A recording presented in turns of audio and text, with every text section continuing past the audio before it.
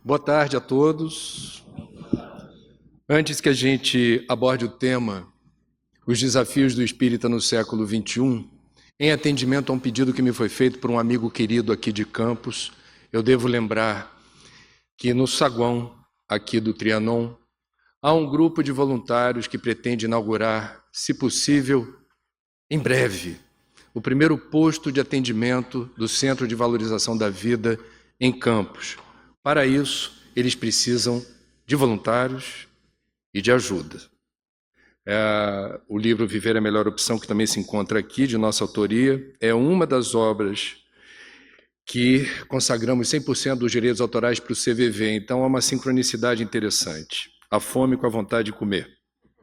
Eu espero que Campos responda com muito amor ao pedido feito por um filho da terra para dar apoio emocional e prevenção do suicídio a quem necessita desse serviço. Muito bem.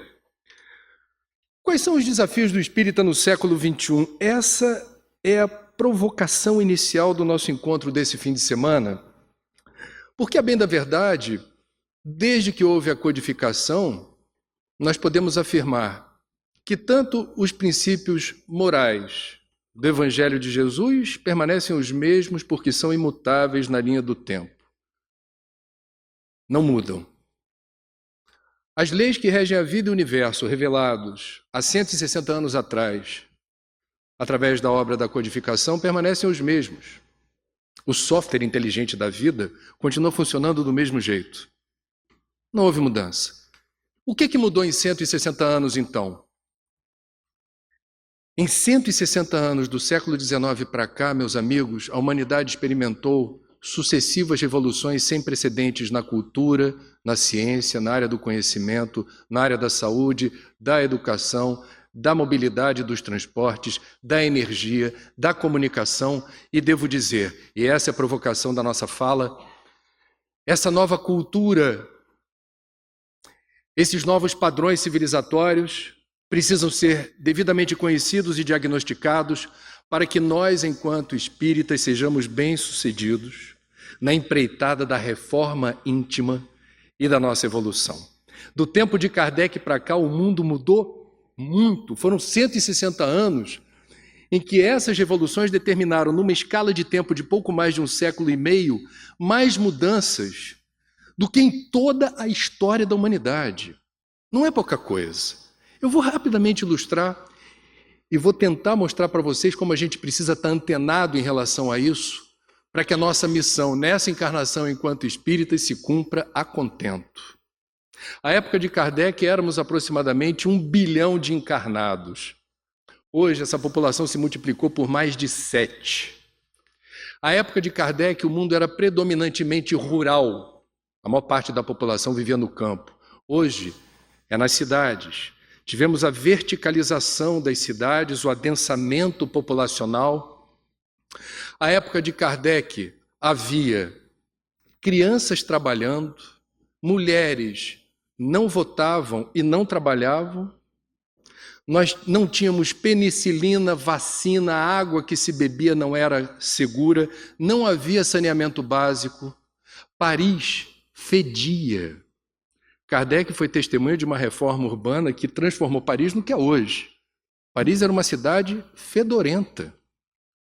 Nós tínhamos, portanto, um cenário completamente diferente no campo dos transportes. Se a gente quiser pegar 3 fases importantes da divulgação da mensagem cristã, a época de Paulo se fazia divulgação do cristianismo, e Timorato, apóstolo do Cristo, pegando carona com cavalo, com mula, a pé, fazia-se a divulgação do Evangelho por cartas, por epístolas, e assim se fez a grande propagação do cristianismo nos seus primeiros momentos.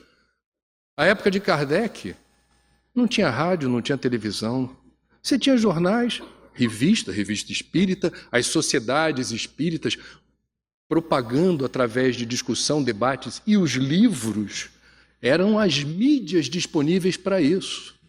Hoje nós temos recursos fantásticos e instantâneos que nos projetam o mundo afora pelas redes da internet, num piscar de olhos. Eu estou dando um pequeno exemplo de como se deu essa transformação brutal de hábitos, comportamentos e estilos de vida. E repito, o que isso tem a ver com ser espírita no século XXI? Esse é o tema que me traz aqui. Quais são os desafios que estão colocados? Vamos começar pelo conceito do que é ser espírita. Eu vou recorrer ao codificador. Ninguém melhor do que Kardec para definir o que é, afinal de contas, ser espírita. Reconhece-se o verdadeiro espírita pela sua transformação moral e pelos esforços que emprega no sentido de dobrar suas más inclinações. Convenhamos, é uma tarefa hercúlea e que não será bem-sucedida se não houver método, planejamento. Se a gente não tiver associada à fé raciocinada, uma estratégia, que é uma palavra que os militares adoram e que eu estou me apropriando dela. Estratégia. Posto que temos prazo de validade, não teremos todo o tempo do mundo. E o tempo vai rápido. Aliás, a época de Kardec, 1 hora tinha 60 longos minutos. Hoje, 1 hora voa. Eu estou dando outro elemento importante de mudança de cultura. Precisamos, portanto, ter planejamento e estratégia, porque o tempo vai e rápido. Primeiro ponto, primeiro desafio, e desde já devo dizer que arbitrei, peço desculpas, os temas que eu estou enfocando. Eles podem ser muito mais numerosos. Esses são aqueles que me chamam a atenção. Sem a pretensão de dizer verdades absolutas, vou compartilhar com vocês inquietações enquanto espírita do século XXI que eu quero ser. Primeiro elemento que a gente precisa estar atento, que não existia na voracidade que é hoje a época de Kardec. 160 anos se passaram e hoje nós temos como um dos principais vilões do nosso projeto evolutivo o risco da dispersão, da distração, posto que somos bombardeados diariamente com os apelos da publicidade disseminada em todas as mídias, com as pequenas distrações dos mil nadas das redes sociais, Face, Twitter, Insta. Nós temos televisão aberta ou fechada, rádio, revistas, outdoors, o tempo todo nos evocando e demandando foco e atenção. Posto que tempo e energia são dois recursos naturais não renováveis, a soma dos momentos dispersos em que eu estou empregando meu tempo e energia com algo que realmente não agrega propriamente valor a mais uma etapa reencarnatória, é algo que merece a nossa atenção. Meus amigos, isso é tão sério que a forma como se planejou a educação com períodos, aulas de 60 minutos, isso levou em conta uma métrica para medir o tempo de atenção que a garotada, nos primeiros anos do século passado, conseguiam prestar atenção em alguma coisa. Hoje os pedagogos sabem, o tempo de aula continua o mesmo do século passado, mas a atenção e o foco da garotada, não. Quem é professor sabe, por vezes, como precisa fazer uso de estratégias extras para chamar a atenção da garotada, no sentido de que não se perca tempo com outras coisas que não sejam o objetivo da aula. Nós temos um desafio que é enfrentar essa dispersão. E isso se dá, inclusive, no meu campo. Eu sou jornalista na área da comunicação. Há o apelo, mantenha-se sempre bem informado. Para você saber o que está acontecendo com o mundo, você precisa ter informação. E aí eu vou trazer aqui, compartilhar uma opinião muito embasada de um comunicólogo da UFRJ, ex-presidente da Biblioteca Nacional, professor Muniz Sodré. Diz ele, aspas, a multiplicidade dos fatos informativos não resulta no aperfeiçoamento do cidadão, nem em seu conhecimento sobre o mundo. E diz ele, quanto mais você é informado do inessencial, menos você sabe sobre si mesmo e mais você é controlado pela lógica do medo. Vejam que curioso. E quem vos fala é um jornalista. falácia a história de você, sob o pretexto de estar bem antenado com o mundo em que você vive, acumular informação. Depende, não é a quantidade de informação. É a qualidade daquilo que haverá de ser o alimentador do seu aplicativo existencial. Para onde aponta o norte? Eu estou na região norte fluminense. O norte magnético da sua bússola. Através do livre-arbítrio, as escolhas que eu irei fazer dependem da soma das informações que eu possuo. A grande questão do século XXI é: quais as informações que me convêm? Eu, quando era estudante de jornalismo, eu ia para a rua pedir democratização dos meios de comunicação. Hoje não se briga por isso. A comunicação está acessível em qualquer lan house de favela no Brasil ou no mundo. Você faz uma visita virtual na biblioteca do Vaticano ou de Washington, em qualquer gueto, onde haja acesso à internet. O problema não é o acesso à informação, é o que estamos consumindo de informação. E a dispersão se dá quando a gente não presta atenção no nutriente informacional que haverá de determinar as escolhas que cada um de nós faz no dia a dia. Esse é um ponto importante. Essa avalanche de informações facilita a nossa dispersão e a nossa distração. Um filósofo polonês que desencarnou há pouco, Zygmunt Bauman, da série Líquida, Amor Líquido, ele fala da liquidez da vida, como tudo se liquefaz rápido na era do culto ao descartável, ao perecível. Ele veio, no ano passado, oferecer uma palestra no Rio de Janeiro para educadores e pedagogos. E ele denunciou como as novas gerações, muito identificadas com redes sociais. Você sabe como é que adulto usa rede social? Faz assim, né? Aliás, a garotada faz assim, 2 dedinhos. Velho faz assim. O Bauman falava, deixou eternizada essa sugestão para reflexão. Essa garotada se acostumou a ter respostas rápidas, em no máximo 2, 3 segundos, que é o tempo que o Google te dá para você saber algo. E o teu timing é esse. Tudo que não é rápido não é. Se um pai ou uma mãe chama para um papo reto o filho, se o papo dura mais de 1 ou 2 minutos, ele começa a bocejar. Se um professor em sala de aula se alonga numa determinada explicação, ele começa a bocejar. E nas redes sociais, ele não perde tempo com palavras, ele manda imagens de emoji, o nome que se dá, eu sempre erro esse nome, minhas filhas se divertem. Carinhas, expressões, para se comunicar. Essa instantaneidade gera sofrimento, diz Bauman, porque em algum momento os grandes problemas da vida, os problemas existenciais que essa garotada em algum momento haverá de enfrentar, não se resolvem em 3 segundos. Uma frustração, uma decepção, um desapontamento, uma tristeza, uma contrariedade. Não há respostas imediatas. Esse é um desafio do nosso tempo. Como essa garotada vai lidar com frustração, tristeza, decepção, desapontamento, etc., sabendo que não haverá de responder essa pergunta no intervalo de segundos, minutos, às vezes dias ou meses? Como lidar com a tristeza? Cuidado com a dispersão. Ela consome precioso tempo e energia.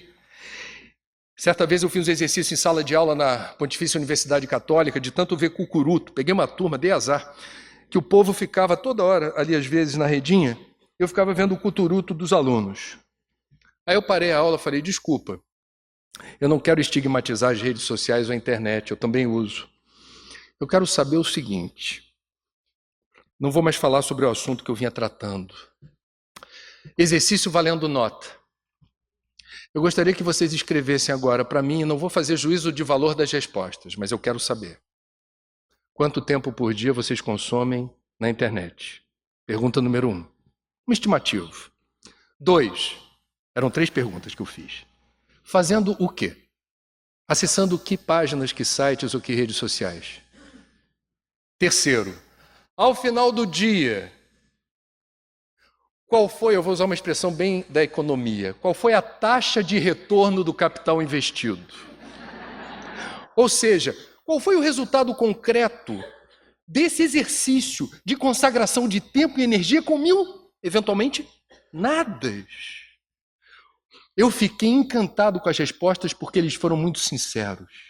E alguns se surpreenderam. De fato, ao final do período, o que fica de saldo quando puxa o extrato é quase nada. Quando não, nada. Cuidado com a dispersão. Segundo ponto, posto que a dispersão é um risco iminente, como eu promovo a autogestão? Como é que eu me administro? Que Deus é Pai, Jesus é o governador da terra, mas evolução é um processo individual, solitário e intransferível. Como é que você se administra? Como é que cada um de nós promove no dia a dia autogestão? Por que isso é importante? Porque nós somos dotados, e a natureza nos deu isso, estamos em processo evolutivo, e nós temos um poder de emitir o tempo inteiro pensamentos que precisam, de alguma forma, estar sob a nossa custódia ou tutela para a gente não sair por aí ao Deus dará.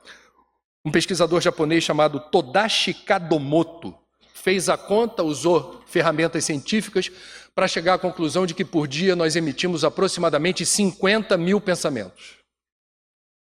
A maior parte desses pensamentos não é captada pela consciência, mas a gente não para de, que nem bolinha de sabão, emitir pensamentos.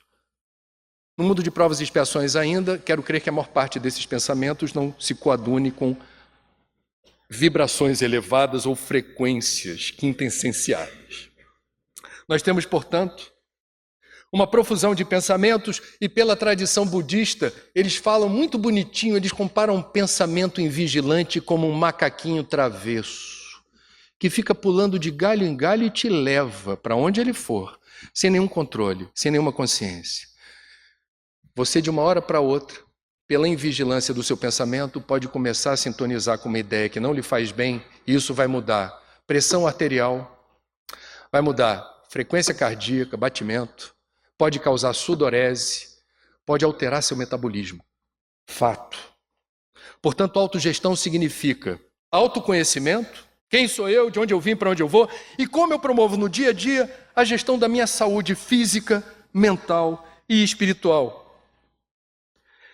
Se não estamos aqui para sempre, se estamos aqui de passagem, e aprendemos no Espiritismo que esse planeta maravilhoso, a um só tempo desempenha 3 funções: hospital, escola, presídio. Se temos o privilégio de nos percebermos mais como alunos do que como pacientes ou presidiários, façamos bom uso dessa liberdade condicional, usando com inteligência os recursos ao nosso alcance para promover a autogestão. No caso de um espírita, qual é a missão número 1 de todo espírita? Pega toda a doutrina, todo o Pentateuco, todas as obras de Chico, de Valdo, Raul, tudo, e vai lá e chega no substrato. O que de fato faz a diferença? Estamos aqui para quê? A resposta talvez responda por uma palavra apenas: evoluir. Não é possível evoluir sem método, estratégia, determinação. E aí entra aquilo que Kardec enfatizou com tanta ênfase, com tanta clareza, o estudo. O estudo. Nós somos os trabalhadores da última hora. É possível que a gente já tenha feito contato com a doutrina, com o Evangelho de Jesus em outras vidas. Não fomos fisgados. Boa parte de nós até podemos ter realizado alguns trabalhos interessantes, mas a gente não aderiu ao cristianismo como agora, porque o que nos fisgou foi a fé raciocinada. O Espiritismo nos arrebatou por fazer sentido, dar respostas efetivas aos grandes questionamentos da vida. Para a gente ter a fé raciocinada aplicada à reforma íntima, eu preciso de estudo.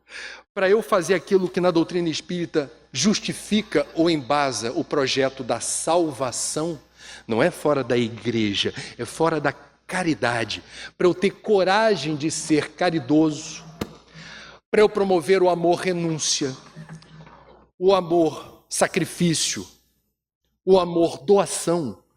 Eu preciso construir dentro de mim a convicção. Trabalhador de última hora, fisgado pela fé raciocinada, precisa do estudo. O estudo faz a diferença. Eu compreendo e eu reforço o meu estoque de coragem. Nossa, André, sábado de folga você vai a Campos? Vou. Você vai num bimotor pequenininho com 4 pessoas dentro? Vou. Você sabe que se o avião cai, vocês vão para o mar e o mar está de ressaca? Obrigado por lembrar. Mas você, esse fim de semana ou nas horas vagas, já trabalhou tanto? Vocês.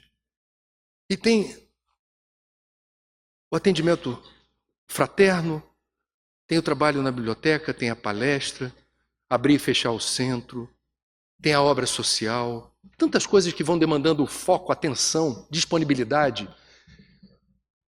Família e amigos, por vezes, claramente dizendo, por quê? De novo? Vai ser o ano inteiro, agora vai ser assim? E o que determina essa convicção? Eu vou porque eu quero, porque me faz bem e porque eu preciso. É o estudo. No nosso caso, feliz daqueles que não precisam dos esclarecimentos. Já trazem a alma evoluída a ponto de, não, eu já entendi. Espontaneamente, Joana de Ângeles, a fé, a disciplina, melhor dizendo, a disciplina antecede a espontaneidade. Ao longo de várias encarnações, a disciplina na frente, depois aquilo já é, como diz a garotada. Aí, já é. Já é o quê? Já incorporei, já introjetei, eu não preciso ler. Eu já sei, eu já sinto o amor. Eu já faço a caridade, eu já me disponibilizo, eu já não penso em mim o tempo todo. Meu umbigo não é o foco. Terceiro item. Falei de dispersão, falei de autogestão. No tempo de Kardec, os valores dominantes da sociedade eram outros. Hoje, a gente está lidando com uma sociedade consumista, a exaltação do consumo, do consumismo. A época de Kardec não tinha marketing, não tinha publicidade como tem hoje, não tinha shopping center, não tinha liquidação, promoção, off. A época de Kardec, o materialismo não era exaltado como é hoje. Hoje nós vemos em centros espíritas pessoas, ou no movimento espírita, ou quem se assuma como espírita, deslumbradíssimo com o consumo. É o Natal pagão. Chega o dia 24 para 25 de dezembro, é o Natal pagão. Se quiser fazer assim, faça. Agora não deixe de ler a lei de conservação, que é uma das leis morais, quando o codificador, com muita maestria, colocou ali, necessário e supérfluo. Ou Santo Agostinho no Evangelho segundo o Espiritismo, quando disse, fez a categorização dos diferentes mundos habitados e definiu o mundo primitivo, onde já passamos, já estamos em outra. Mundo primitivo, característica prevalente, apego à matéria. Estamos no mundo de provas e expiações, já virando o calendário cósmico sideral na direção de mundo de regeneração, com um encantamento brutal pelo consumo. O consumo pelo consumo. Possuir, ostentar. Carro novo, roupa nova, nova versão de iPhone, iPad, ai. E para onde isso nos leva? É a pergunta. O Tribunal da Consciência, o juízo final está aqui. Pedagogia da atitude, pedagogia do exemplo. Eu, como espírita, qual é o exemplo que eu dou se eu me preocupo tanto com a casca? Na época de Kardec não havia o hiperconsumo. O culto à beleza, o culto à eterna alegria, o culto à eterna juventude são armadilhas existenciais para o espírita do século XXI. É claro que a gente quer ficar bonito. O problema não é você querer se apresentar bem. O problema é o exagero. Esse é o país campeão mundial de cirurgia plástica e estética. Rivaliza com os Estados Unidos. Por quê? Eu não estou dizendo que as pessoas devem ter orgulho das mudanças que o tempo determina. Eu seria hipócrita se eu dissesse que nós, por vezes, não nos assustamos com o que vimos no espelho. Ih, menos cabelo, mais barriga, mais pé de galinha, mais isso, mais aquilo. Eu entendo. O que eu estou dizendo é, do ponto de vista do espírita no século XXI, envelhecer ficou mais feio. Hoje é feio envelhecer. E está velho, está com barriga. Deixa minha barriga em paz. Sou feliz com ela. A gente no Rio de Janeiro, eu frequento o Centro Espírita Joana de Ângeles em Copacabana, adoro ver o povo da terceira idade na praia jogando peteco ou frescobol, com as suas barrigas, seus cabelos brancos ou ausência de cabelos, o que seja, bronzeados e exalando uma beleza genuína que é resultante da aceitação do que são. Se aceitam como são. E por isso exalam uma vibração, uma energia contagiante. Sou feliz porque eu sou isso. Eu me aceito, me amo e agradeço a Deus de estar aqui curtindo a vida com esse corpício que Deus me deu. Então, a época de Kardec não havia a idolatria pela eterna juventude e eterna beleza. É armadilha para espírita também. Alto lá. Cuidado, porque essa é uma lei inexorável da natureza. Envelhecemos porque assim é necessário mais uma etapa numa encarnação de aprendizagem que a idade, a experiência e as limitações desse corpo me ensinam. Tem o seu lugar, tem a sua função. Cuidado. Esse padrão social não nos convém. Isso é do século XXI. A eterna alegria, a sociedade que não entende o papel da tristeza. Não é o culto à tristeza. Mas é se eu estou triste, me respeite. Eu não sou menos que você, eu não preciso me sentir humilhado de estar passando por um momento difícil. Eu não preciso me sentir menor que você que está feliz da vida, porque eu estou triste. A tristeza me visitou e me traz um aprendizado, uma lição. É um convite à evolução. Não é a tristeza de qualquer um, é a minha e eu respeito. Como eu lido com a minha tristeza? O que ela me trouxe? Que lições e que aprendizado ela me permite ter? Estamos na era da automedicação, da empurroterapia, das gotinhas mágicas que fazem você dormir como criança e que você, sabendo que precisa de receituário médico, dá o seu jeitinho para conseguir o resultado terapêutico que eventualmente alguém perto de você, com orientação médica, obteve, e você querendo burlar uma tristeza, uma frustração, a dor da perda de um ente querido, se dopa. É aquilo que os especialistas chamam de medicalização da dor. À época de Kardec não havia tanta farmácia quanto há hoje. E nesse país, particularmente, esse é o país campeão mundial de farmácia por metro quadrado. O que isso nos diz? O que isso quer dizer? Quer dizer que no país majoritariamente cristão, com diferentes denominações, nós não aprendemos com o Evangelho a entender a função da dor e do sofrimento. Desafio do século XXI. Já caminhando, eu tenho que andar aqui. Outra questão que nos desafia, nós espíritas, não estamos disputando fiéis no mercado da fé. Eu preciso ser claro aqui, tá? Não somos contra a divulgação do espiritismo, pelo contrário. Precisamos divulgar essa doutrina benfazeja, esse consolador prometido, essa terceira revelação, esse cristianismo redivivo. Sabemos o bem que nos faz. Por que nós vamos adiar o encontro de outras pessoas em sofrimento com essa linha? Mas temos uma ética, temos um protocolo a ser respeitado na abordagem que fazemos aos outros. Não vamos enganar os outros. Porque no mercado da fé se promete tudo. Alívio imediato. Eu vou te curar. Compareça hoje às 21h e a gente resolve isso. Não estamos procurando estatísticas que nos favoreçam em número de adeptos. Até porque não somos uma religião formalmente constituída. Disse o codificador: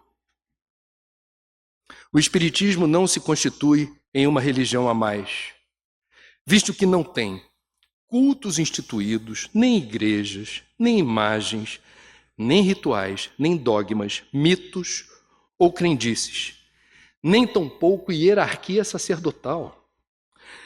Quem são as pessoas que vão falar ao longo desse congresso aqui onde eu estou? Profissionais liberais. Mas o que credencia cada um de nós a vir aqui? Convite. E por que convidaram? Porque viram um livro, uma palestra que fizemos, sem nenhuma autoridade para falar em nome do Espiritismo.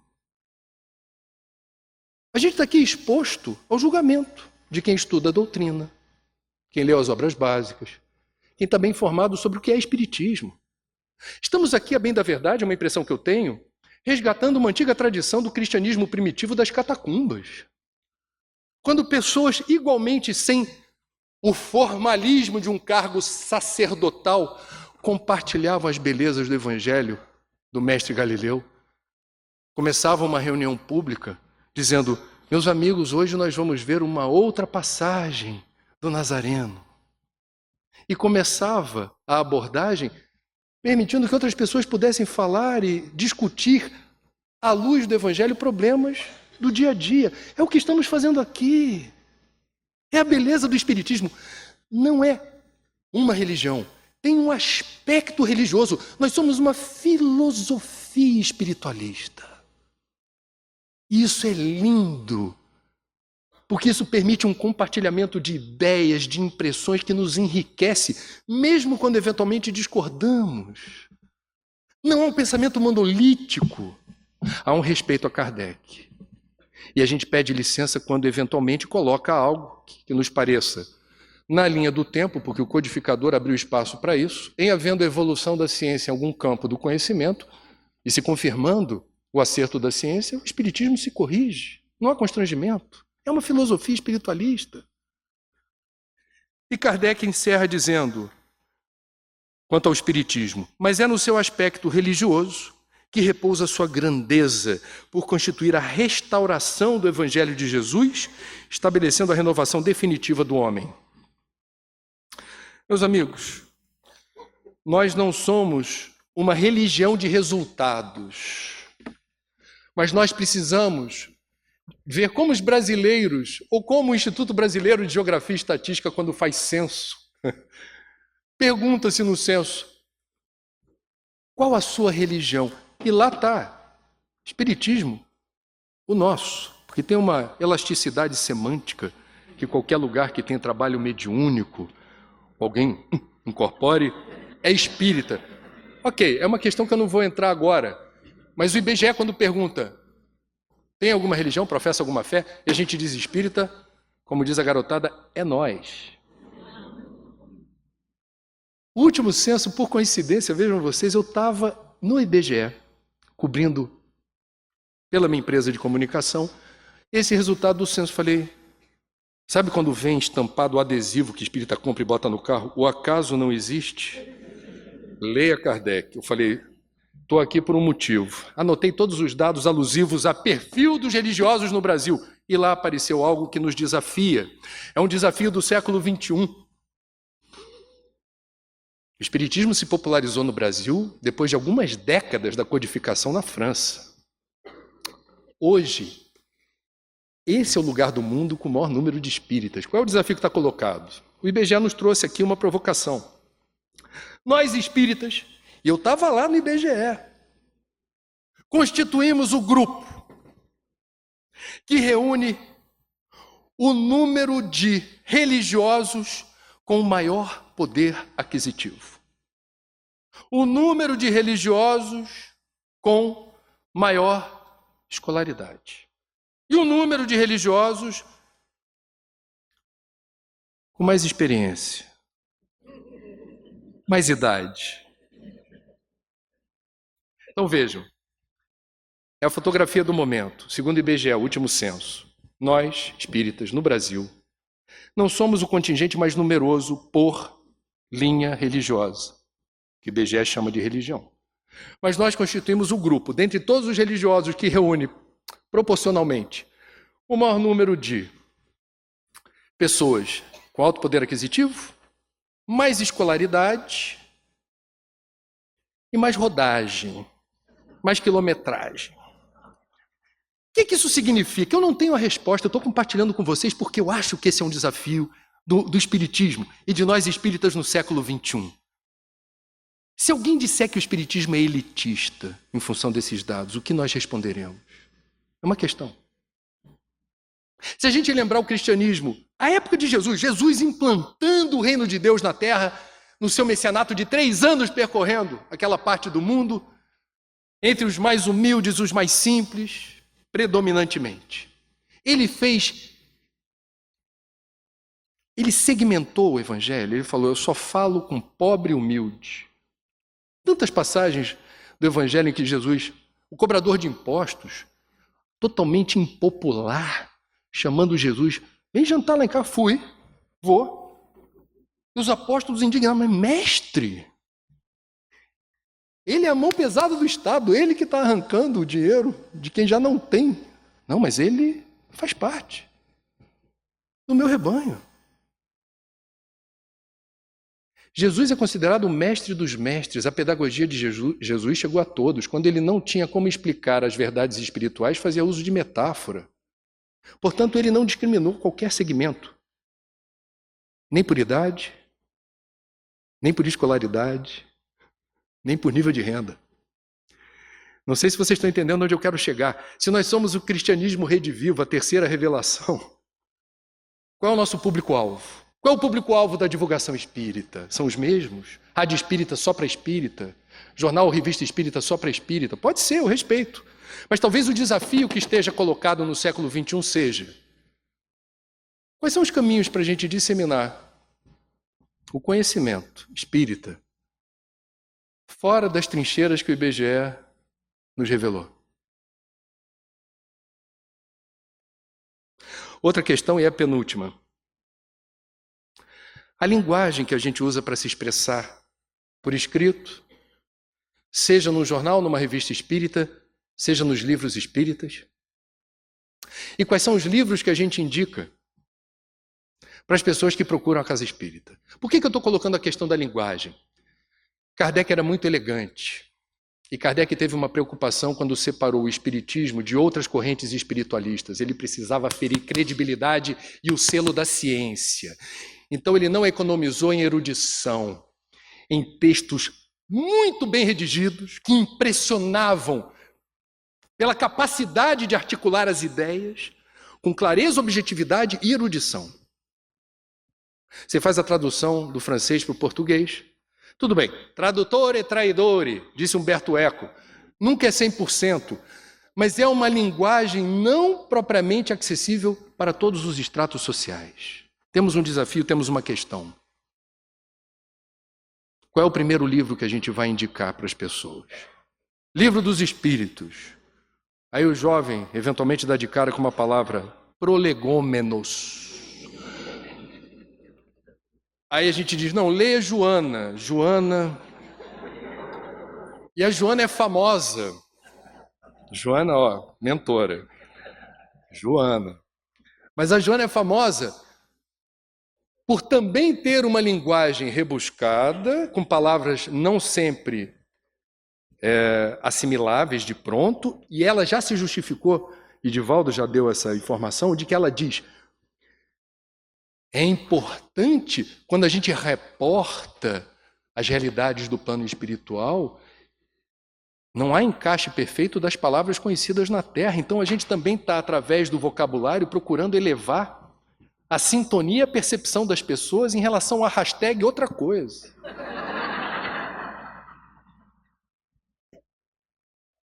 Mas há uma questão. Essa garotada que não está nem usando palavra para se comunicar, como é que a gente faz um estudo sistematizado? Como é que a gente recomenda a leitura? A pergunta básica que eu estou fazendo é: no século XXI precisamos estar mais antenados com a capacidade dessas novas gerações consumirem ideias, Palestras longas como a que eu estou falando aqui, talvez não consigam chegar rápido ou fácil em importantes segmentos da sociedade que a gente quer e precisa alcançar e que estão sedentos de conhecimento e de consolo. Um caminho. Pega uma palestra dessa, segmenta em recortes de 2 ou 3 minutos, põe nas redes sociais e vê no que vai dar. A gente precisa pensar comunicação. Quem vos fala é da área. À época de Kardec não havia essa preocupação. Não havia os meios que temos hoje de comunicação. Hoje temos um baita desafio que é como, sem prejuízo, sem macular os conteúdos espíritas, reprocessamos isso, servindo em pratos saborosos e apetitosos para quem tem fome espiritual. Esse é o ponto. Esse é o ponto. Você procura uma nutricionista dizendo, preciso fazer uma dieta. A nutricionista haverá de reequilibrar o que você come, mas não vai subtrair você de nutriente em favor da tua saúde. A gente precisa saber, em lugar do banquete de Kardec, como é que a gente, sem prejuízo do banquete do Pentateuco, usa o Pentateuco, usa as obras básicas, estou pegando as obras básicas como exemplo, para tentar reordenar ou reorganizar as ideias, com aspas, de Kardec, de outra maneira. A única imagem de Kardec, ele é sisudo, sério. É uma questão na área da comunicação no século XXI. E a biografia de Kardec não corresponde àquela imagem de pessoa séria e sisuda o tempo todo. Eu estou entrando em pormenores. A última questão, dado o adiantado da hora. Meus amigos, nós precisamos honrar, pagar um tributo aos pioneiros do Espiritismo. Aqueles que vieram antes de nós. E aqueles que continuam entre nós como Divaldo. E aqueles dentre nós hoje, presentes aqui nessa sala, que pegaram a fase mais dura de se assumir como espírita no Brasil. Divaldo e Raul, aqui presente, a quem peço, por favor, uma salva de palmas. A gente deve muito a você, Raul.